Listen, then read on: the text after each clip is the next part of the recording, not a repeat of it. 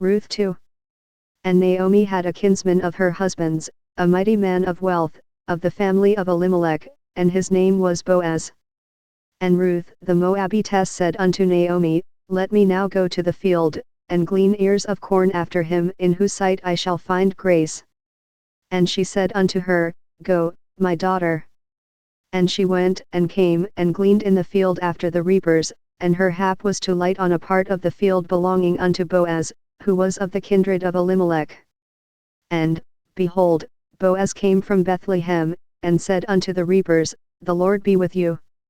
And they answered him, The Lord bless thee. Then said Boaz unto his servant that was set over the reapers, Whose damsel is this? And the servant that was set over the reapers answered and said, It is the Moabitish damsel that came back with Naomi out of the country of Moab. And she said, I pray you, let me glean and gather after the reapers among the sheaves. So she came, and hath continued even from the morning until now, that she tarried a little in the house. Then said Boaz unto Ruth, Hearest thou not, my daughter?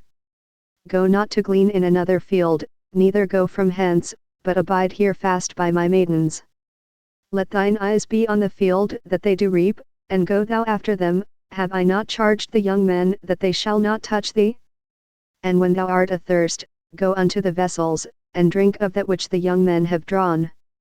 Then she fell on her face, and bowed herself to the ground, and said unto him, Why have I found grace in thine eyes, that thou shouldest take knowledge of me, seeing I am a stranger?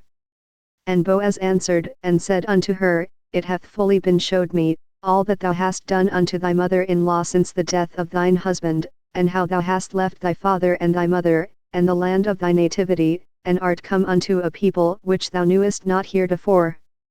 The Lord recompense thy work, and a full reward be given thee of the Lord God of Israel, under whose wings thou art come to trust. Then she said, Let me find favor in thy sight, my Lord, for that thou hast comforted me, and for that thou hast spoken friendly unto thine handmaid, though I be not like unto one of thine handmaidens. And Boaz said unto her, At mealtime come thou hither, and eat of the bread, and dip thy morsel in the vinegar. And she sat beside the reapers, and he reached her parched corn, and she did eat, and was sufficed, and left.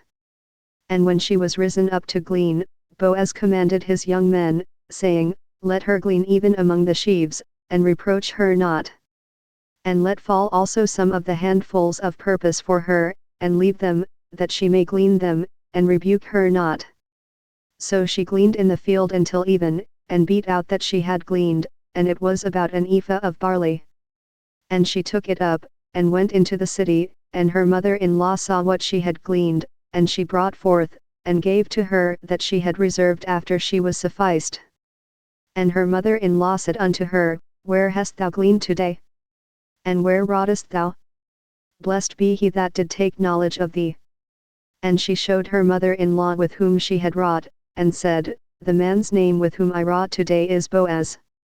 And Naomi said unto her daughter-in-law, Blessed be he of the Lord, who hath not left off his kindness to the living and to the dead. And Naomi said unto her, The man is near of kin unto us, one of our next kinsmen. And Ruth the Moabitess said, He said unto me also, Thou shalt keep fast by my young men, until they have ended all my harvest.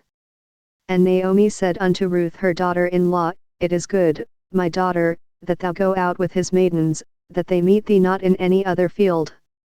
So she kept fast by the maidens of Boaz to glean unto the end of barley harvest and of wheat harvest, and dwelt with her mother-in-law.